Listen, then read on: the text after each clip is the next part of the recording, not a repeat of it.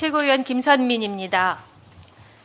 9호 태풍 종대리가 서해로 북상하면서 중부지방 곳곳에 벼락과 돌풍을 동반한 강한 비를 뿌리고 있습니다.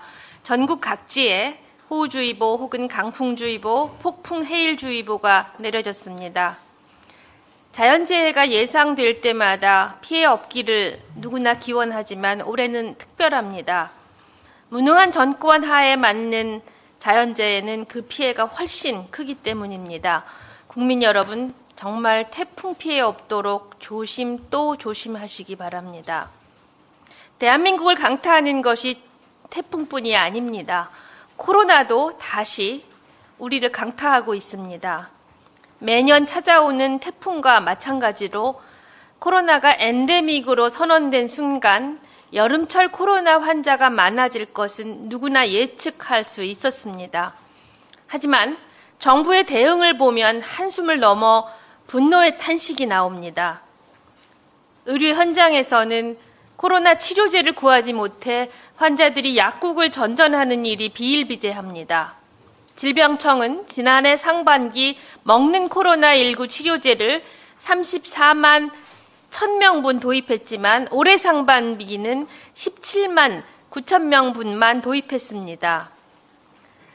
질병청은 24년 먹는 코로나 치료제 예산을 23년 대비 2,866억을 스스로 삭감한 466억 원으로 국회에 제출했고 이대로 국회에서 통과되었습니다.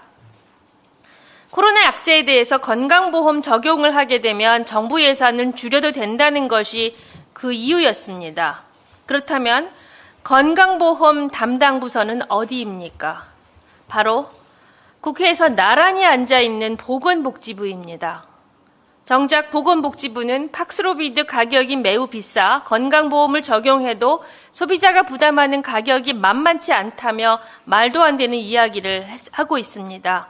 정부가 정말 국민의 부담을 걱정했다면 빨리 건강보험 적용을 시킨 다음에 산정특례 등을 적용하면 환자 부담은 얼마든지 낮출 수 있습니다. 이건 전적으로 정부의 의지 탓입니다.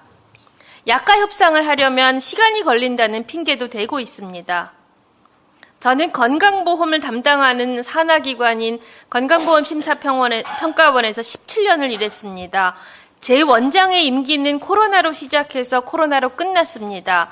당시 청와대는 모든 일을 챙겼습니다. 마스크 오부제, 병상 배정, 생활치료센터 운영, 정보 시스템 구축, 이런 일들은 모든 국민이 기억하고 계실 겁니다.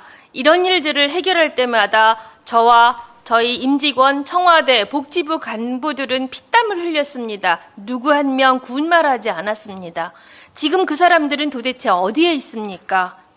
어제 열린 국회 보건복지상임위원회장에서 코로나 치료 약제에 대해서는 이렇다 할 답변을 하지 못하는 장차관이 기를 쓰고 열심히 답변한 것이 있습니다.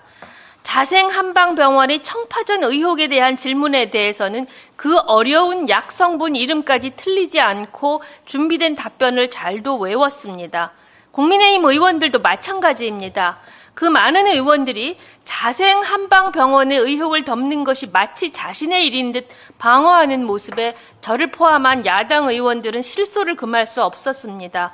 대통령 한 명 바뀌었다고 그 많은 인재들이 왜 엉뚱한 일에 역량을 소모해야 합니까?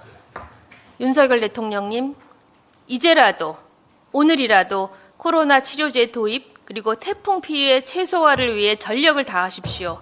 질병청과 복지부 사이에 핑퐁을 치는 문제는 바로 대통령이 나서야 할 문제입니다. 자생한방병원 수호에나 매진하다가는 험한 꼴 보실 겁니다. 명심하시기 바랍니다. 감사합니다.